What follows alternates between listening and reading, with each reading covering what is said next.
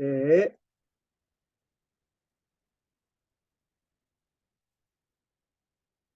네. 오늘은 새로운 삶 여섯 번째로 영접에 대해서 배우도록 하겠습니다. 우리 앞에 배웠던 것, 우리 한 주 쉬었으니까 여러분 잊어버렸을 수도 있으니까 앞에 중요한 내용들 복습하도록 하겠습니다. 여러분, 하나님은 창조주 하나님이십니다. 하나님은 창조주 하나님이십니다. 모든 만물을 창조하셨기 때문에 그분은 모든 만물의 주님, 주인이 되십니다. 우리도 그분이 창조하셨기 때문에 우리의 삶과 생명의 주님, 주인이 되신다고 말씀드렸습니다. 이 하나님이 창조주 되심이 하나님의 모든 성품보다 앞서야 된다라고 말씀을 드렸습니다. 이 창조주 하나님을 믿지 아니하면 여러분 말씀이 바르게 이해될 수 없습니다. 그리고 하나님의 복음도 바르게 이해될 수 없습니다. 근데 하나님이 창조주인데 우리가 주인 된 것, 이것이 근본적인 죄라고 말씀을 드렸습니다. 그 근본적인 죄 때문에 하나님과 단절되어서 영원한 지옥에 떨어지는 겁니다. 그 죄로부터 파생된 결과들이 죄악들, 여러분들이 생각하는 그러한 도덕적이고 윤리적인 그러한 죄악들은 근본적인 죄로부터 파생된 결과들입니다. 그러므로 우리가 회개해야 될 것은 근본적인 죄를 회개해야 되는 겁니다. 우리가 우리 삶의 주인이 되는 것. 여러분, 우리 삶에 우리가 주인 되어도 이 세상에서 존경받고 성공할 수 있다라고 말씀을 드렸습니다. 심지어 신앙생활이라고 가장한 종교생활로 인정받을 수도 있습니다. 네, 목사라면 네, 큰 목회할 수도 있습니다. 선교사로 삶을 살아갈 수도 있습니다. 마태복음 7장이 그것을 증명해주고 있습니다. 여러분, 여러분이 삶의 주인이 되는 것, 이것이 죄라고 명확하게 알아야 여러분이 얼마나 죄인 된 것을 알 수 있습니다. 죄악들 가지고 나는 이러한 죄악들, 심각한 죄악들, 도덕적으로 윤리적으로 심각하게 여기는 그 죄악들을 나는 범하지 않았기 때문에 나는 저 사람들보다 괜찮아 라고 생각하고 있다면 여러분, 성경에서 말하고 있는 죄에 대해서 여러분들은 전혀 모르고 있는 겁니다. 여러분들이 그러한 죄악들을 범하지 않고 있기 때문에 나는 죄인이 아니야. 나는 괜찮아. 저 사람보다 나아. 라고 생각하고 있다면 여러분, 여러분들은 어쩌면 한 번도 근본적인 죄를 회개한 적이 없는 겁니다. 근본적인 죄를 인정한 적이 없을 수 있습니다. 여러분, 오늘 이 자리까지 왔을 때 누가 주인 돼서 살아왔나요? 자세히 한번 보십시오. 여러분 2주를 돌아보지 않아도 괜찮습니다. 오늘 하루만 봐도 누가 주인 되었나요? 왜 힘들었나요? 왜 기분 나쁜가요? 왜 어려웠나요? 어쩌면 여러분이 주인 되었기 때문에 그럴 가능성이 높습니다. 그러므로 우리는 죄인인 겁니다. 그저 이것을 인정하는 것부터 복음이 시작되는 겁니다. 이거 인정하지 않는 사람들이 생각보다 많습니다. 자, 그래서 이것 때문에 하나님과 단절되었습니다. 이것을 이 죄 때문에 단절된 우리를 구원해 주시기 위해서 왜 사랑하셨기 때문에 구원해 주시기 위해서 십자가와 부활을 주셨다라고 말씀을 드렸습니다. 십자가는 우리의 죄를 대신해서 그분이 십자가의 피를 흘려 주심으로 우리의 죄를 단번에 영원히 용서한 사건이라고 말씀을 드렸습니다. 그 사건으로 말미암아 하나님의 사랑과 은혜 그리고 공의가 한 번에 이루어진 사건입니다. 왜 십자가인가? 죄 사함을 받으려면 피 흘림이 있어야 된다는 하나님의 율법을 하나님이 지키시기 위해서 십자가를 택하신 거라고 말씀드렸습니다. 그리고 여기서 그치면 안 됩니다. 그분을 구원자로만 믿으면 안 됩니다. 그분이 3일 만에 부활하셨다는 의미가 뭐라 그랬죠? 여러분, 부활은 인간이 할 수 없습니다. 하나님만 부활을 할 수 있습니다. 그러므로 예수님이 부활하셨다는 말의 의미는 예수님이 하나님이 되셨다라는 의미입니다. 하나님은 어떤 하나님이라 그랬죠? 제일 중요한 것, 창조주 하나님이십니다. 그러므로 예수님이 부활하셨다는 의미는 예수님이 창조주 하나님이 되셨다라는 의미입니다. 창세기 1장 1절에 하나님의 창조 주권을 그분이 십자가와 부활로 회복하신 사건이 바로 복음인 겁니다. 그분이 예수님이 창조주 하나님이 되셨다라는 말의 의미가 뭘까요? 네, 그분이 우리의 삶과 생명의 주인이 되셨다는 겁니다. 여러분, 그러므로 십자가와 부활을 함께 믿어야 하는 겁니다. 둘 중에 하나만 빠지면 안 됩니다. 구원자로만 믿으면 그것이 바로 구원파 복음이라고 하는 겁니다. 생각보다 많은 교회에서 이 구원파 복음을 복음으로 믿고 있는 분들이 많습니다. 그래 놓고 자신은 당연히 구원을 받았다라고 착각하는 분들이 많습니다. 예수님이 나의 구원자 되셔. 나의 죄를 용서해 주셨어. 그리고 내 삶은 내가 주인 되어서 살아가는 것. 그것을 죄로 여기지 않는다면 여러분은 구원받지 못한 겁니다. 못한 겁니다. 그냥 착각하고 지내고 있는 겁니다.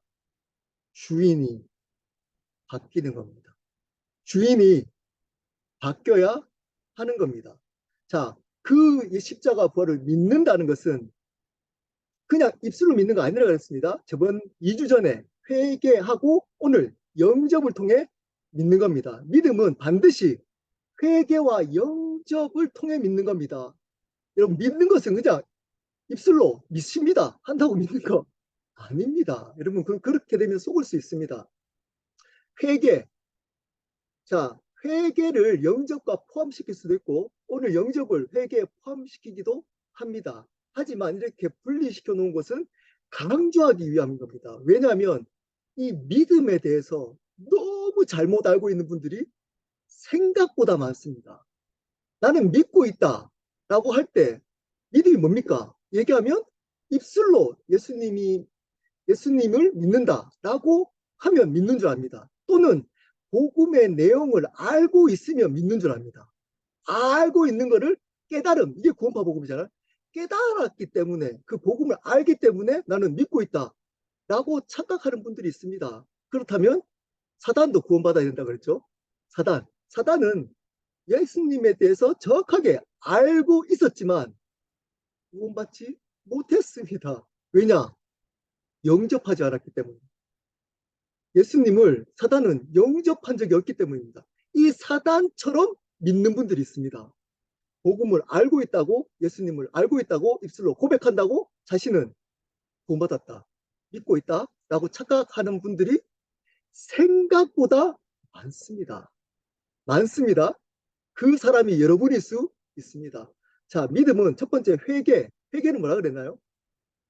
네, 방향을 바꾸는 거라고 그랬습니다. 회개의 원어적 의미가 바로 방향을 바꾸다입니다. 방향을 바꾸는 겁니다. 이거 아닙니다. 예수님을 애드 시키는 거 아니라 그랬습니다. 애드, 병이 나서 문제가 있어서 기도했더니 하나님이 우리 문제를 해결해 주셔가지고 이제 교회 열심히 다닙니다. 하나님 살아계시구나. 예수님 살아계시구나. 라고 믿는다. 그분이 나의 죄를 용서해 주셨구나. 라고 믿는다. 그래 놓고 내 삶은 내가 주인 되어서 살아가는 예수님을 구원자로만 애드 시켜놓고 나는 구원받았다 라고 착각하시면 안 됩니다. 회개해야 구원받는 겁니다. 교회를 열심히 다닌다고, 술을 끊었다고, 담배를 끊었다고, 믿지 않는 친구를 안 만난다고 나는 구원받았다. 교회 봉사한다고, 장로 되었다고, 여러분 교회 11조 한다고, 새벽기도 간다고, 예배 빠지지 않는다고, 이런 새로운 삶 참여한다고, 성경공부 빠지지 않는다고 구원받았다고 착각하시면 안 됩니다. 회개하셔야 구원받는 겁니다. 회개는 방향을 바꾸는 겁니다. 방향을 바꾸는 겁니다. 자, 이렇게 살다가 방향을 내가 주인 되었던 삶에서 예수님을 주인 된 삶으로 방향을 바꾸는 것이 회개라 그랬습니다. 자, 그러면 오늘 방향을 바꿨다면 이제 영접을 해야 하는 겁니다. 자, 오늘 영접 한번 볼게요. 들어가는 질문. 영접의 진정한 의미는 무엇인가요? 그리고 두 번째, 예수님을 영접할 때 어떤 분으로 영접해야 하나요? 두 가지 알아보도록 하겠습니다. 영접의 의미. 아마 뭐 저희 켈로 교회나 또 새로운 삶을 여러 번 들었던 분들은 너무 이 예를 반복해서 아마 귀에 딸도록 들었을 겁니다. 자, 첫 번째, 예수님을 믿는다는 것이 영접하는 겁니다. 자, 믿는다. 성경에서 믿는다고 할 때 여러분 반드시 기억해야 됩니다. 믿는 것은 뭐라고요? 영접하는 겁니다. 믿는 것은 영접하는 겁니다. 이래서 묻잖아요. 예수님 영접한 적 있느냐? 근데 영접의 의미를 몰라요. 영접이 뭔가요? 물으면 영접의 의미를 모릅니다. 저 예수님 영접했습니다. 그렇고 영접의 의미를 모르면 영접하지 않는 겁니다. 요한복음 1장 12절입니다. 영접하는 자, 곧 그 이름을 믿는 자들에게는 하나님의 자녀가 되는 권세를 주셨으니 영접하는 것이 곧 믿는 거다라고 말씀하고 있습니다. 영접해야 하나님의 자녀가 된다라고 예수님이 직접 말씀하셨습니다. 영접의 의미는, 원어적 의미는 이런 뜻입니다.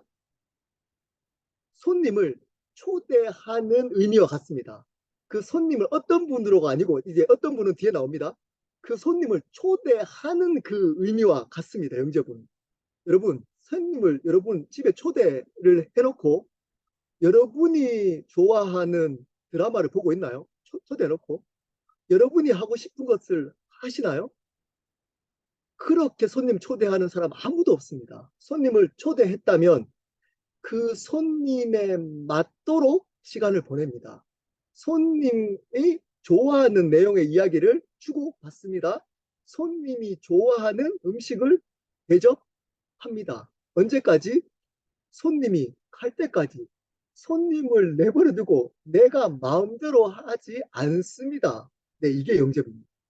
영접은 그분을 내 삶 가운데 초대하는 겁니다. 초대하는 겁니다. 초대.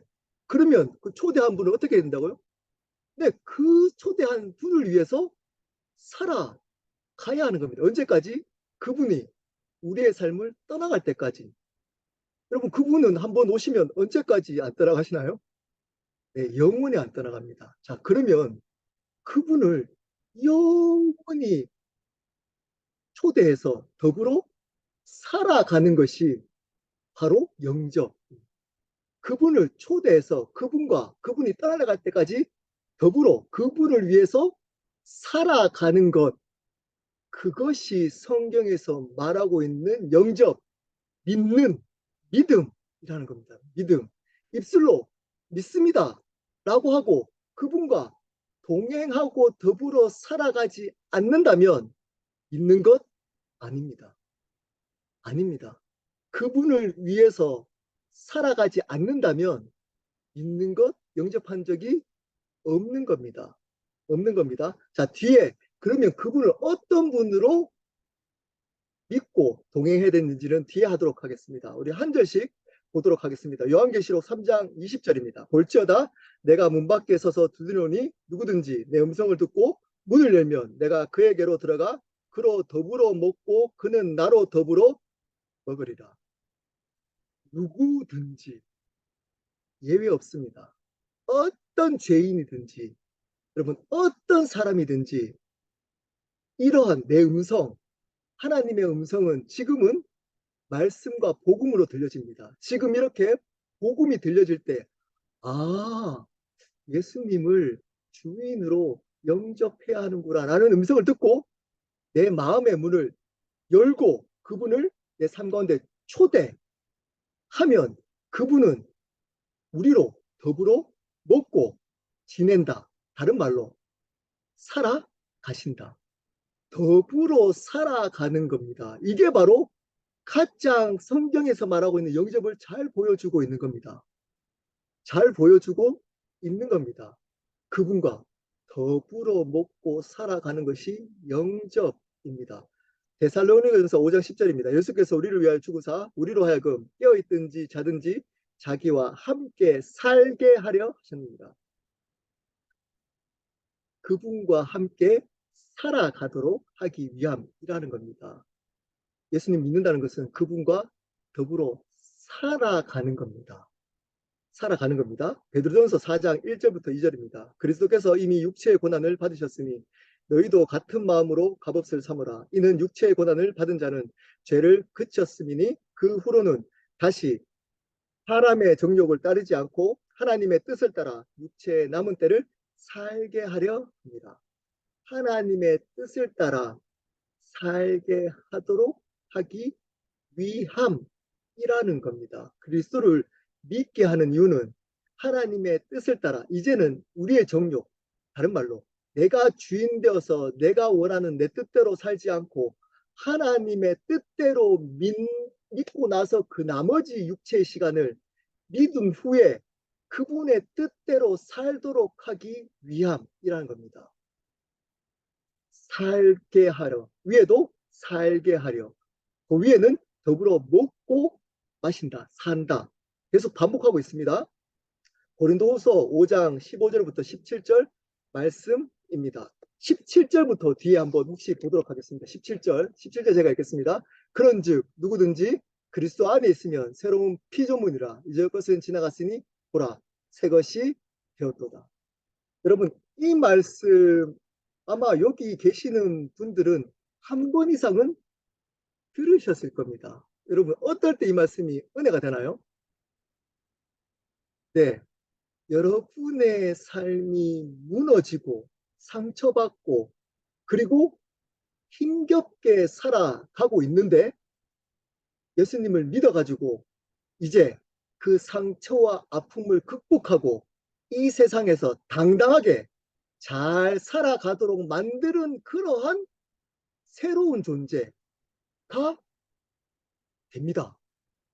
라고 설교하는 분들이 생각보다 많고 그것을 아멘 해서 그것을 이 새로운 피조물이라고 이해하는 분들이 많습니다. 이 세상에서 힘겹게 살아가다가 예수 믿어가지고 이제는 힘있게 당당하게 살아가는 그러한 당당한 존재, 새로운 존재로 살아가도록 만든다. 물론 그런 의미가 아예 없는 거 아닙니다. 결과적으로 그렇게 살아가도록 할 겁니다. 근데 이 새로운 피조물의 원래 뜻이 아닙니다. 그 뜻이. 자, 5장 15절부터 읽겠습니다. 15절. 그가 모든 사람을 대신하여 죽으심은 살아있는 자들로 하여금 다시는 그들 자신을 위하여 살지 않고 오직 그들을 대신하여 죽었다가 다시 살아나신 이를 위하여 살게 하려 함이라. 그러므로 우리가 이제부터는 어떤 사람도 육신을 따라 알지 아니하노라. 비록 우리가 그리스도도 육신을 따라 알았으나 이제부터는 그같이 알지 아니하노라. 자, 쉽게 얘기하면 어떤 뜻인가요? 새로운 피조물이 어떤 의미인가요? 네, 이제는 내가 주인 되어서 살아가지 않고 예수 그리스도 그분이 죽으셨다가 다시 부활하신 그분을 위해서 살아가는 존재, 그 존재가 새로운 피조물인 겁니다. 이 세상에서 행복하게 당당하게 살아가는 존재 다 아닙니다. 그 뜻이. 여러분 그 뜻과 이 세상에서 당당하고 어떤 자신 있게 행복하게 살아가는 것과 어떤 게 다른가요? 네, 완전히 다릅니다. 자, 여러분이 상처가 있어요. 문제가 있어요. 다른 사람보다 부족해요. 능력이 떨어져요. 네, 뭐 머리가 다른 사람보다 안 좋을 수 있잖아요.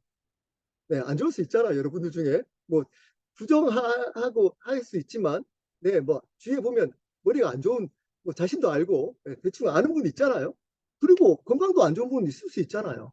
저같이 저는 어떤 물건만 손대면 물건들이 문제가 생깁니다. 깨지는지 제가 제대로 뭘 해본 적이 별로 없습니다. 저같이 좀 능력이 부족한 사람 네, 저만 그런가요? 있잖아요. 여기서 티를 안 내시지만.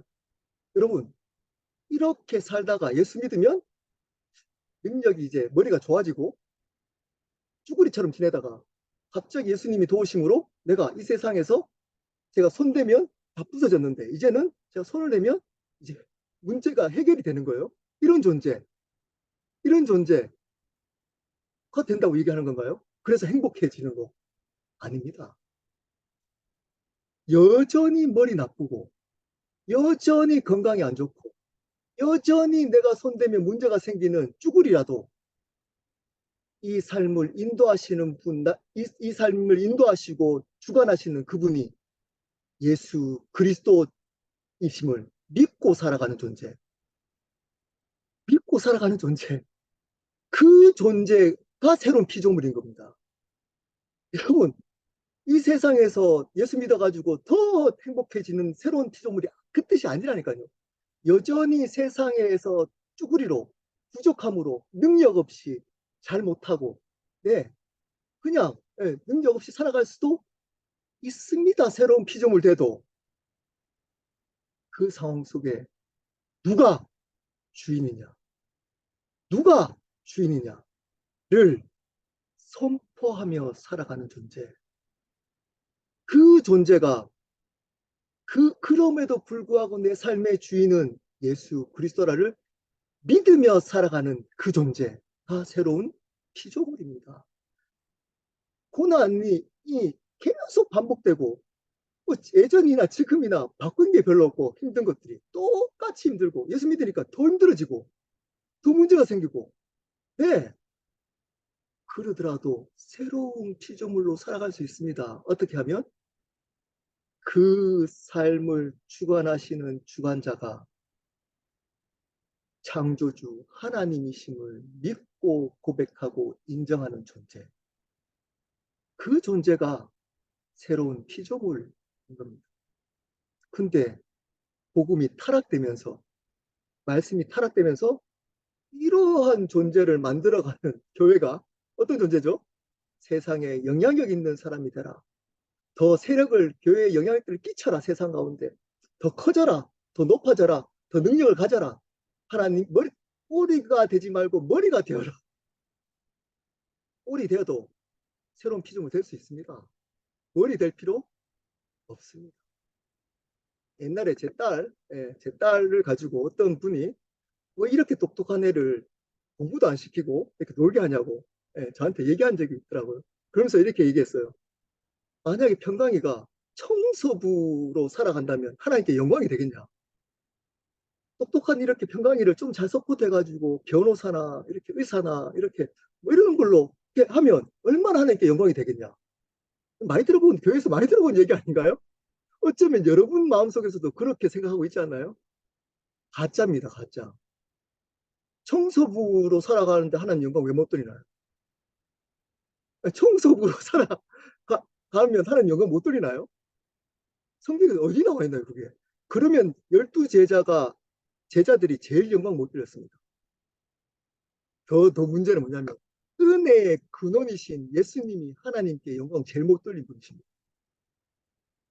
집도 없고 십자가에 죽어버렸어요.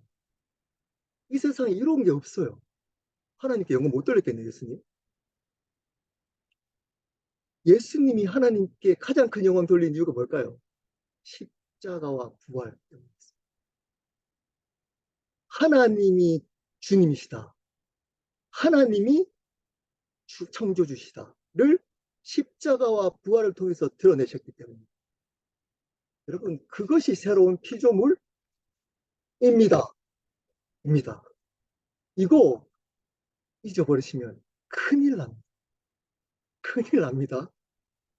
갈라디아서 2장 20절입니다. 내가 그리스도와 함께 십자가에 못 박혔나니 그런즉 이제는 내가 사는 것이 아니요 오직 내 안에 그리스도께서 사시는 것이라. 이제 내가 육체 가운데 사는 것은 나를 사랑하사 나를 위하여 자기 자신을 버리신 하나님의 아들을 믿는 믿음 안에서 사는 것이라. 바울은 한 번도 이 예수 그리스도가 주인 되신 복음에 대해서 타협한 적이 없습니다. 일관성 있게 이 복음을 전하고 있습니다. 새로운 피조물 뭐라고요? 내가 사는 게 아니고 예수님으로 살아가는 존재, 예수님을 주인으로 살아가는 존재를 새로운 피조물, 즉 그리스도인, 구원받은 사람이라고 얘기했죠. 고린도후서 동일하게 갈라디아서에서도 동일하게 얘기합니다. 그리스도와 십자가에 같이 못 박혀서 이제는 내가 사는 것, 즉 내가 주인 돼서 살지 않고 예수 그리스도로 사는 것, 하나님 아들을 믿는 믿음, 다른 말로 그분을 하나님으로 주님으로 믿으며 살아가는 존재, 그 존재가 구원받은 사람, 바로 그리스도인이라고 말씀하고 있습니다. 여러분, 영접의 의미는 이겁니다. 살아. 여기도 사는 것. 계속 산다, 살게 하려 함이라. 반복하고 있잖아요. 살게, 산다, 사는 것. 그분과 더불어 그분을 위해 사는 것. 빌립보서 1장 20절, 21절. 제가 가장 좋아하는 말씀이기도 합니다. 나의 간절한 기대와 소망을 따라 아무 일에든지 부끄러워하지 아니하고 지금도 전과 같이 온전히 담대하여 살든지 죽든지 내 몸에서 그리스도가 존귀하게 되게 하려 하나니 이는 내게 사는 것이 그리스도니 죽는 것도 유익. 여러분, 바울 너무 멋지지 않나요? 이 고백 한번 보십시오. 나의 간절한 기대와 소망이 뭐라고요? 뭐라고요? 내 몸에서 그리스도가 존귀케 되는 거라. 어떤 일을 하든지 그 일을 위해서는 부끄러워하지 않는다는 겁니다. 왜 그렇게 부끄러워하지 않는다고 고백했을까요? 네, 그 일을 존귀케 할 때 사람들에게 부끄러움을 많이 당했기 때문입니다. 근데 자기는 부끄러워하지 않는다는 겁니다. 그리고 전과 같이, 이 단어 정말 중요해요. 전과 같이 온전히 담대하여. 전이 언젠가요? 예수님을 이제 제대로 구원자 주님으로 믿고 나서부터 지금까지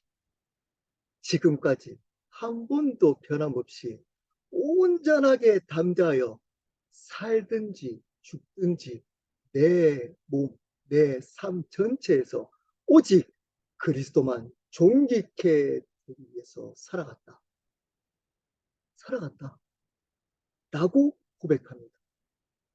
여러분은 이런 고백 하실 수 있나요?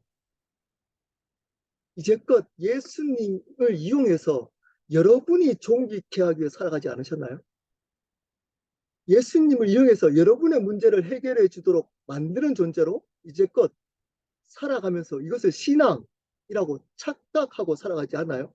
그러면서 이렇게 마무리합니다. 이는 그 이유를 얘기합니다. 이는 자기가 사는 이유가 누구 때문이라고요? 예수님 때문이라는 거예요. 왜냐? 그분이 바울의 삶과 생명의 주인이시기 때문. 그래서 죽는 것도 유익하다는 거예요. 자기가 죽더라도 자신한테 유익이 된다는 겁니다.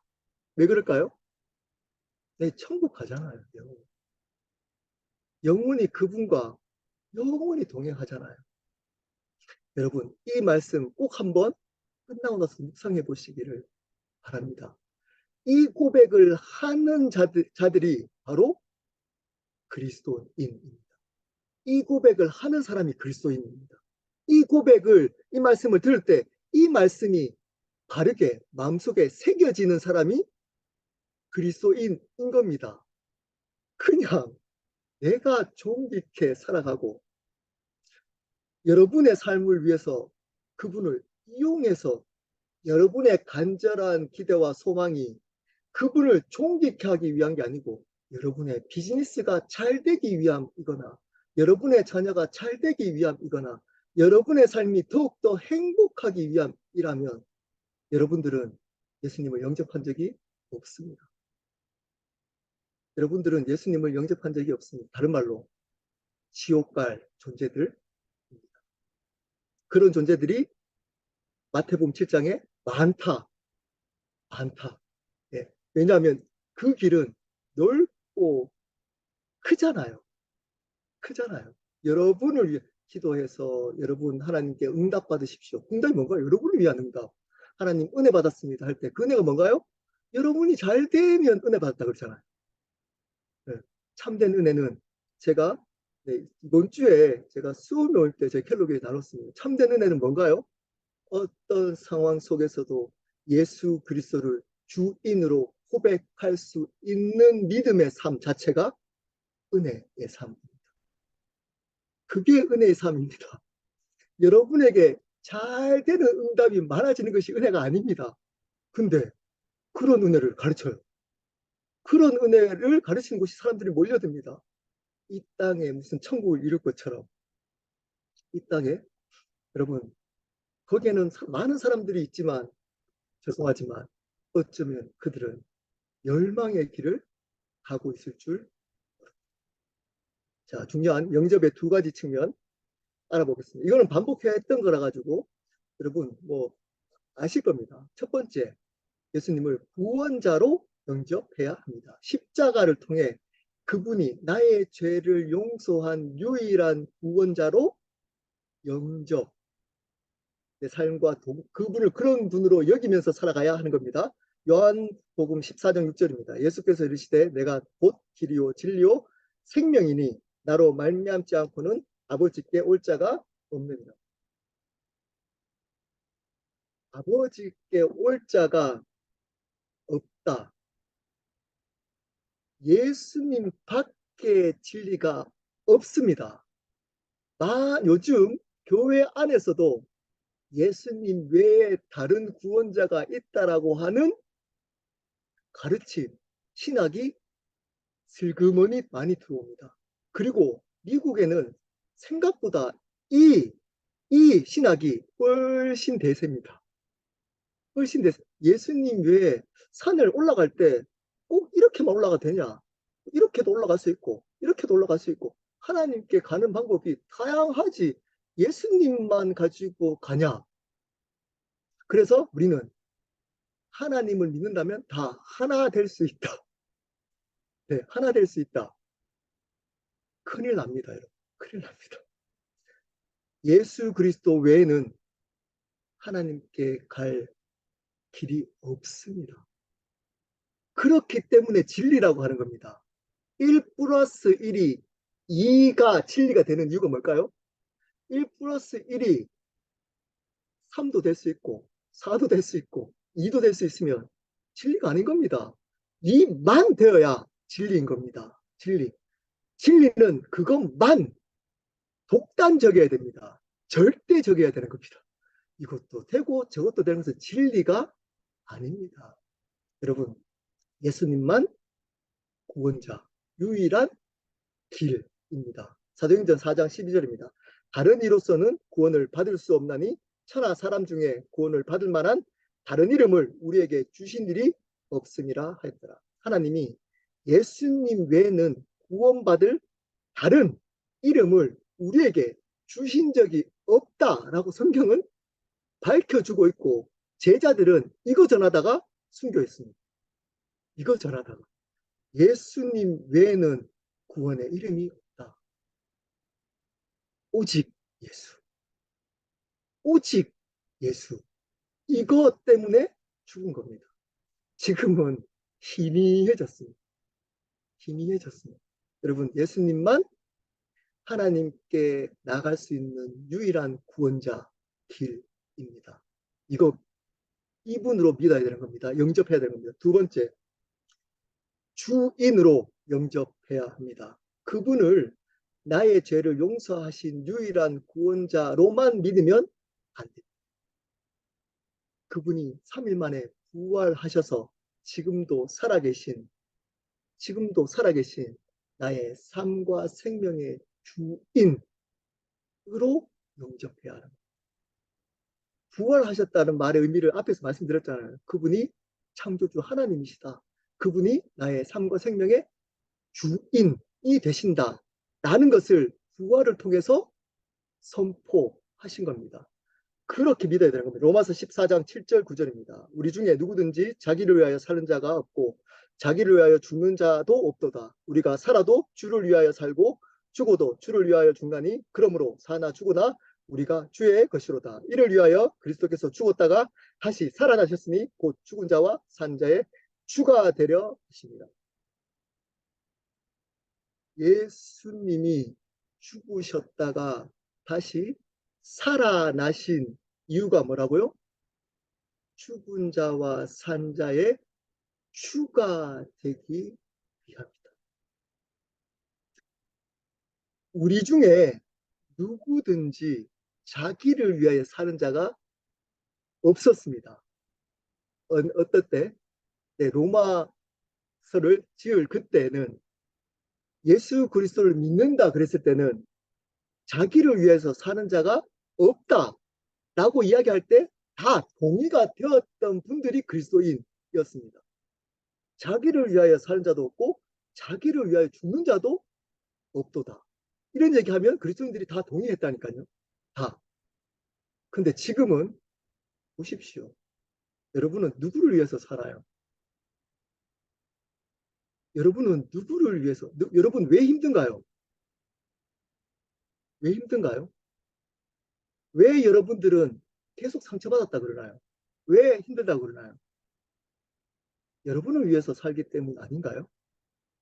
여러분은 하나님이 그 고난을 허락하셨다면, 내가 주인이 바뀌었다면 그분이 허락하셨던 그 일을 어떻게 할까요?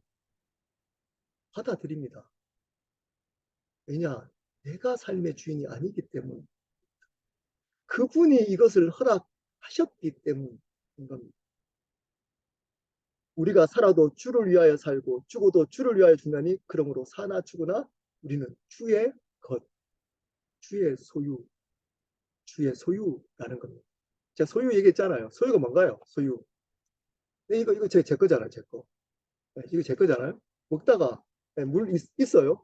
잘 안 보시겠지만 버려도 될까요? 안 될까요? 된다니까요. 왜 그럴까요? 제 거기 때문에 제 소유. 여러분이 욕은 할 수 있어요. 저한테 속으로.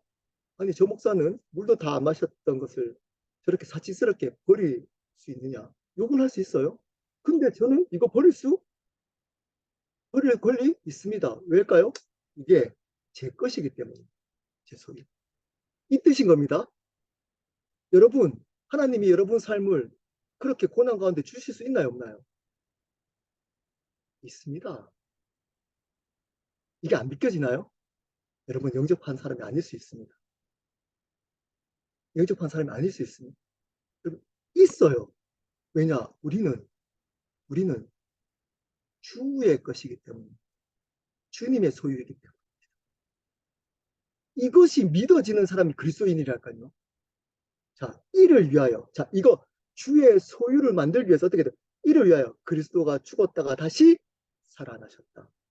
그래서 곧 죽은 자와 산 자, 지금 이 세상에 존재한 모든 역사 가운데 모든 사람들, 죽은 자들 포함해서 지금 살아있는 모든 숨쉬고 있는 존재들, 네, 예수 그리스도가 주님이 회개하려 하십니다.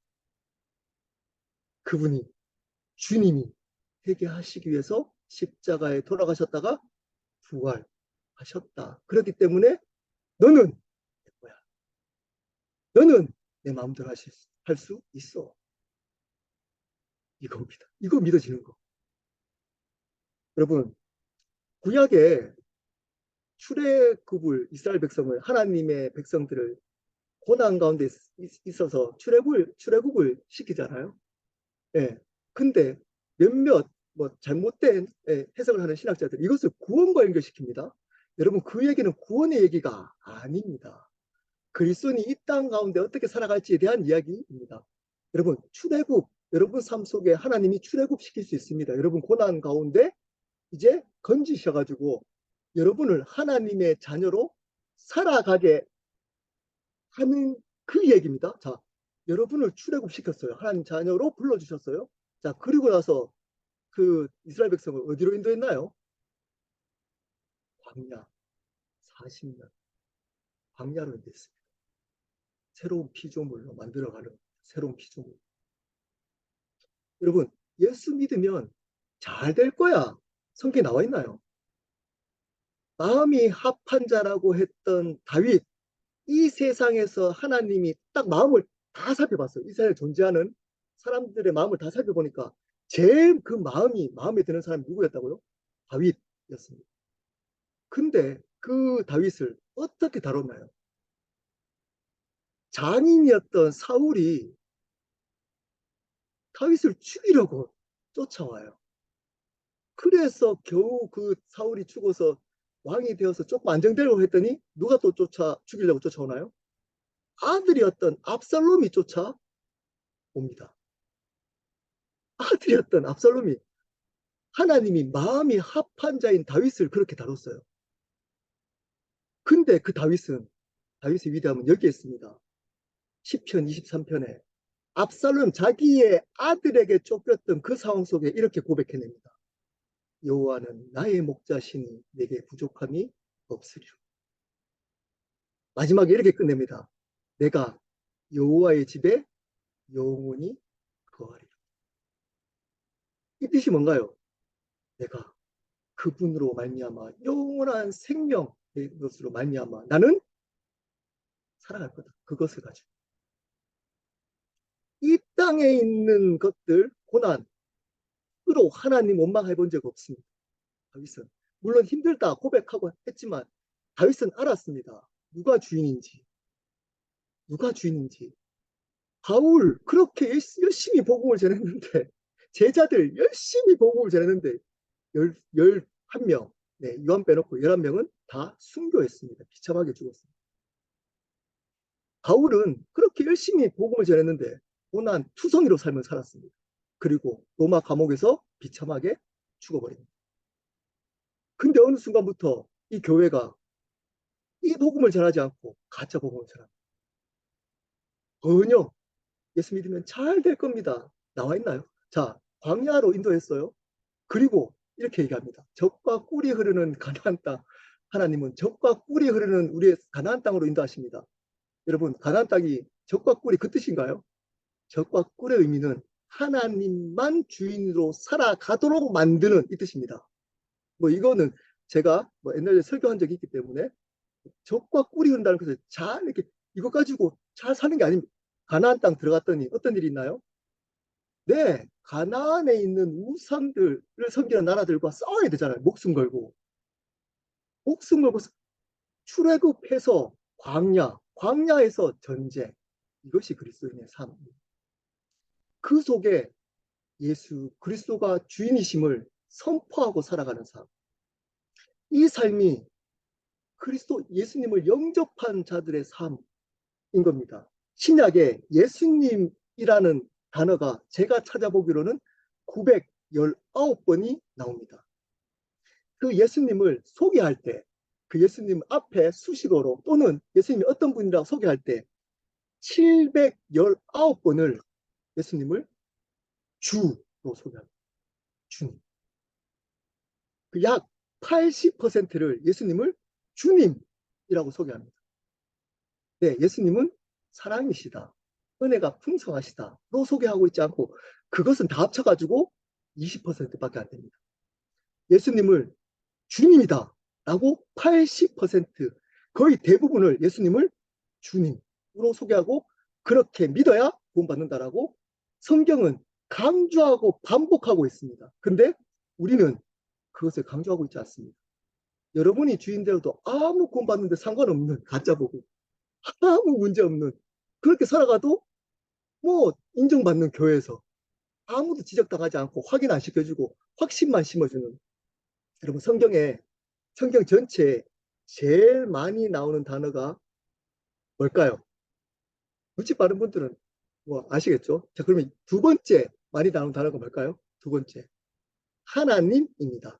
자, 하나님이라는 단어는 제가 찾아본 결과로는 390, 70, 77번, 3977, 3977번이 나옵니다. 하나님이란 단어가. 근데 이것보다 더 많이 나오는 단어가 있습니다. 거의 2배 가까이. 7,759번이 나오는 단어가 있습니다. 뭘까요? 주님, 주님, 주님. 여러분, 그런데도 교회가 이 주님을 주님답게 선포하고 있지 않습니다. 여러분을 주인으로 만들어 갑니다. 특별 새벽기도 오십시오. 오시면 하나님이 여러분 삶을 해결해 주십니다. 여러분 해결해 주시던가요? 네, 해결해 주신 분도 있지만 해결해 주시지 않는 분이 생각보다 많습니다. 특별 새벽기도 가니까 여러분 삶에 그때 당시에 응답받으신 분들, 간증하신 분들 있잖아요. 보면서 이렇게 몇 분 이제 삼아놓고 이렇게 여러분 특별 새벽기도 그렇게 여러분 문제를 기도하지 말라 이 뜻 아닌 거 아시죠? 네, 그 뜻 아닙니다. 우리 문제 해결 당연히 기도하고 문제 있으면 하나님께 구해야 되죠. 여러분 근데 그분을 그런 분으로만 착각하시면 큰일 납니다. 큰일 납니다. 여러분 자녀를 위한 수능 위한 특별 새벽 기도에 네, 좋습니다. 뭐 부정하지 않습니다. 그렇게 해야 됐다고 생각합니다. 여러분의 영적 회복을 위한 특별 새벽 기도 네, 좋습니다. 근데 이런 혹시 특별 새벽 기도 들어보신 적 있나요? 자녀의 삶의 주인을 바꾸기 위한 특별 새벽 기도. 여러분의 고난을 그대로 수용할 수 있도록 믿음을 잊기 위한 특별 새벽 기도. 들어본 적 있나요? 없잖아요. 왜 그럴까요? 인간을 주인으로 만들어 놓기 때문에 여러분을 주인처럼 착각하도록 만들어 오고 있기 때문입니다. 여러분 특별 새벽 기도 좋습니다. 금요 기도에 가는 거 새벽 기도 가는 거 좋습니다. 질문하셔야 됩니다. 왜 하나요? 왜 특별 새벽 기도 하시나요? 왜 새벽 기도 가시나요? 그 이유가 여러분에게만 집중되어 있다면 여러분은 예수님 영접한 적이 없는 사람입니다. 우리가 거기에 문제를 받아야 될 궁극적인 이유는 그 문제를 통해서 우리가 행복해지기 위함이 아닙니다. 그것이 문제를 해결한 것이 초점이면 문제가 해결 안 될 때 어떻게 할까요? 하나님 원망합니다. 마음속으로 겉으로는 그래도 감사합니다 하지만 속에서는 하나님을 떠납니다. 근데 주인이 바뀌면 그렇지 않습니다. 어떻게 할까요? 여러분이 어떤 문제를 가지고 기도할 수 있습니다. 했는데 여전히 그 문제가 남아 있더라도 그분을 주님으로 당연히 마땅히 고백합니다. 암 걸린 환자가 암 낫게 해달라고 했는데 암 걸려서 회복이 안 되더라도 마땅히 그분을 주님으로 고백합니다. 그리 아니하실지라도 나의 상황과 나의 모습과 상관없이 그분은 주님, 그분은 나의 어떠함과 상관없이 그분은 주님으로 고백합니다. 그게 예수님을 바르게 영접한 사람의 삶. 근데 이 삶을 어느 순간 교회에서 요구받지 않습니다. 요구받지 않습니다. 왜 그럴까요? 주인이 어느 순간 예수님이 아니기 때문에 복음이 어느 순간 퇴색되었기 때문에 한 번 더 질문하고 묻습니다. 여러분 예수님을 구원자이자 주인으로 유일한 구원자이자 주인으로 영접 그분을 주인으로 그분을 위해서 내가 그분을 주인으로 살겠다는 결단하셔야 합니다. 그러면 그분은 여러분의 삶을 실망시키지 않을 겁니다. 잠시 여러분이 이해되지 않아서 이렇게 어떻게 하나님이 이럴 수 있을까? 라고 어떤 상황은 주어질 수 있습니다. 왜? 그분이 주인임을 인정받기 위해서 그분이 여러분의 삶을 통해 영광 받기 위해서 여러분 하나님의 영광은 여러분이 어떤 상황 속에서도 그분을 주인으로 인정함을 통해 영광 받습니다. 여러분이 부자 되어서 여러분의 문제가 해결되어서 여러분이 좋은 대학 가고 비즈니스가 잘 되어서 뭐 가정의 문제가 해결되어서 하나님 영광 받는 거 아닙니다. 그걸로. 그 상황 속에서도 내가 그분을 주인으로 인정하는 고백과 삶을 통해 그분은 영광 받으십니다. 그렇기 때문에 여러분 잘 못해도 괜찮습니다. 부족해도 능력이 없어도 괜찮습니다. 머리 나빠고 건강 못하고 예, 가진 것 없어도 가난해도 괜찮습니다. 괜찮습니다. 하나님은 여러분이 주인이 누구인지를 고백함을 통해 영광 받으시기 때문입니다. 우리 함께 기도하도록